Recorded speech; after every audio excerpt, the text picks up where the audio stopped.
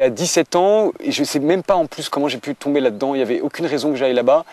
Un de mes amis m'a emmené à une retraite qui était en fait les exercices spirituels de Saint-Ignace. C'est une retraite en silence et moi qui suis quelqu'un d'assez bavard, qui aime beaucoup la musique, ça a été horrible, terrible. Au bout de 2 jours, je me dis je m'en vais, je me casse, c'est l'enfer, enfin c'est la cata. Et je suis resté jusqu'au bout. Et moi je marque quand même que cette retraite a été le point de départ de vraiment d'une rencontre personnelle avec Jésus. C'est-à-dire qu'avant, c'était même pas un rejet, il y avait même pas en moi, comme souvent on a à l'adolescence, le fait de dire j'ai envie de dire non à l'église, non à la messe. Il y avait rien. Il y avait rien. Et cette retraite, ça a été vraiment, ah oui, mais en fait il y a quelque chose.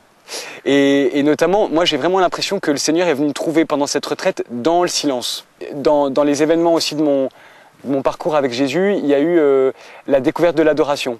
Donc c'était là aussi je suis capable de situer, c'était un été, j'étais avec le Festival Saint-Jean, donc il était proposé l'adoration l'après-midi.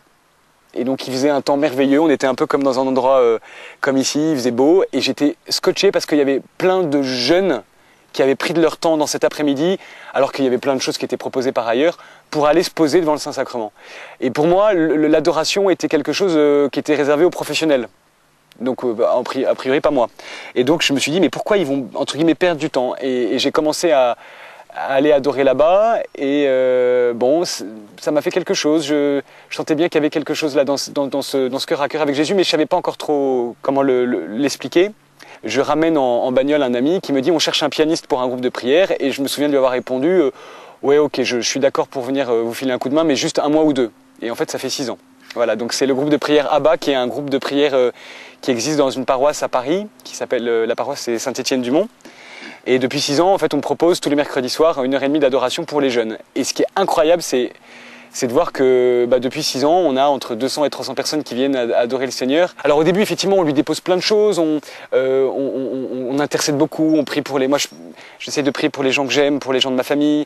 Mais petit à petit, on s'aperçoit que le Seigneur, il est là, il se laisse aimer, et plus il nous aime, plus on l'aime, et il y a cette histoire d'échange et de communion qui est incroyable, quoi. Sans l'adoration, je crois que ma vie de foi n'aurait pas de sens. Enfin, que c'est vraiment ça qui après me donne envie d'aller me confesser, me donne envie d'aller à la messe, me donne envie d'aller d'essayer de prier chez moi. Enfin, et je sais que c'est vraiment le point de départ de plein de choses pour tenir et pour avoir une vie de foi dans l'année.